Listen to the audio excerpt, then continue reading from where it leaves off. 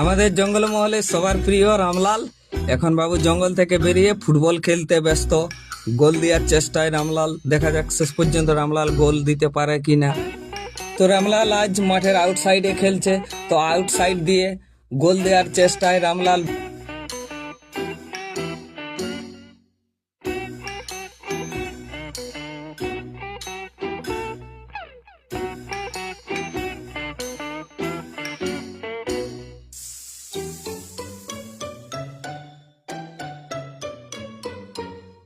বল নিয়ে আউটসাইড দিয়ে যাওয়ার চেষ্টায় রামলাল।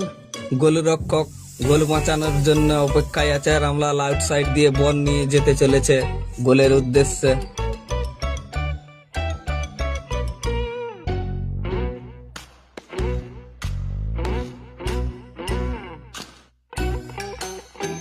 মাঠের আউটসাইড হয়ে রামলাল বল নিয়ে চলেছে গোলের উদ্দেশ্যে।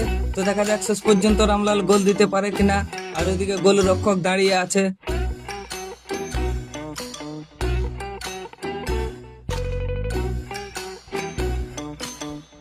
বলটা ছোট হওয়ার কারণে রামলালের একটু খেলতে অসুবিধা হচ্ছে, পায়ের নিচে গলে যাচ্ছে। তো রামলাল সেই বল আবারও পায়ে ঠেলতে ঠেলতে এগিয়ে চলেছে।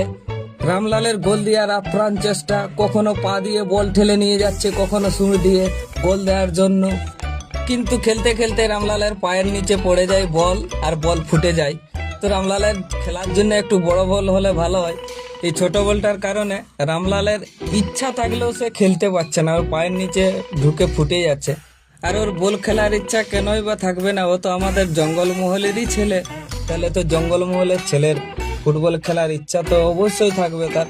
কিন্তু বেচারা খেলতে পারলো না, মন উদাসীনী হয়ে চলে গেল একটু খেলেই জঙ্গলের দিকে।